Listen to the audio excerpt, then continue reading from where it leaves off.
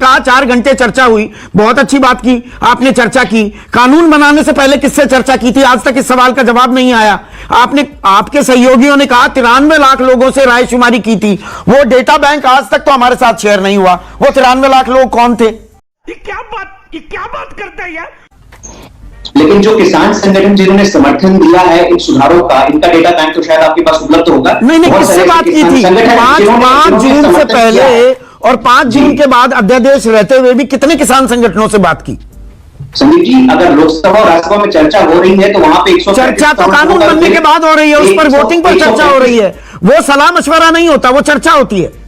संदीप जी चर्चा हो रही है। 135 करोड़ लोगों का प्रतिनिधित्व। ना, आपने खाका बना दिया और कह दिया जी चर्चा कर लो, और हमारे पास बहुमत है, पास तो हम वही कराएंगे जो हमारा मन करेगा। ये चर्चा कहते हैं आप इसे? चलिए ठीक है, उस चर्चा को आप चर्चा नहीं मानते तो आप चर्चा मत मानिए। नहीं, चर्चा नहीं, बहस कहते हैं या सलाह मशवरा। कांग्रेस की पार्टी सत्ता में थी 2010, 11, 12, 13। डॉलर इंडेक्स का एवरेज था बिटवीन 75 to 78। हाँ। पर आज डॉलर इंडेक्स का भाव है बिटवीन 92 to 95।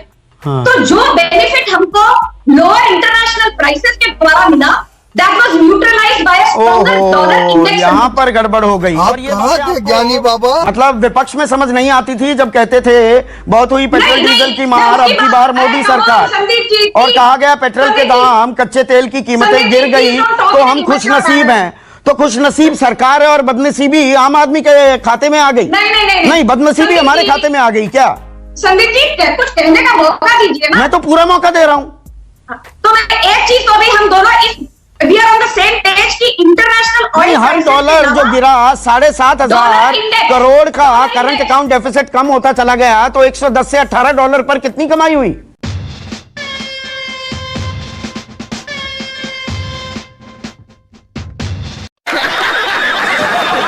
आर्थिक गतिविधियां बढ़ जाएंगी। ये पेट्रोल डीजल के दामों में ऐसे ही इजाफा होता रहा, ऐसे ही कुलाचे मारता रहा, तो ढुलाई तो इन्हीं के जरिए होती है ना।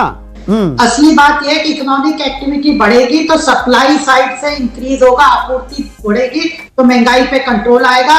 अंतर्गत सरकार के पास रिसोर्स कंस्ट्रेंट कम होता जाएगा तो फिस्कल डेफिसिट भी कम होगा। अच्छा, वो अभी अपनी आमदनी बढ़ाने की फिराक में है सरकार। कौन सा डॉक्टर वापरता है? और इसीलिए आमदनी और आज खर्चे के, और उससे जन कल्याणकारी योजनाएं भी कर सकेंगे और टैक्स भी कम कर पाएंगे। और आज मैंने वो कुकर की सीटी नहीं सुनाई दी। इस वक्त आपके घर में खाना बन रहा होता है, मुझे भूख भी लगने लगती है। ये जो 25 रुपए दाम बढ़ा दिए एलपीजी सिलेंडर के भी, कुल मिलाकर 240 रुपए बढ़ गए 7 महीने में।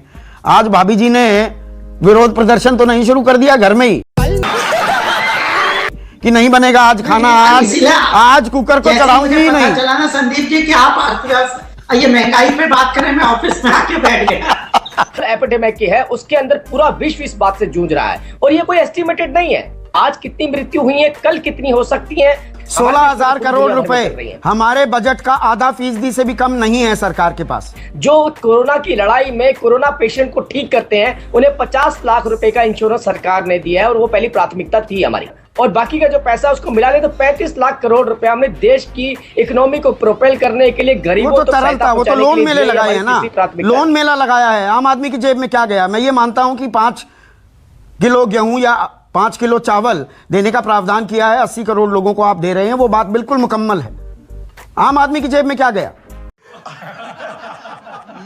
भैया जी आप तो, जिसकी तनख्वाहें चली गई, नौकरियां चल गई, या यहां पर मौत के चलते परिवार का भविष्य ही अंधकार में डूब गया।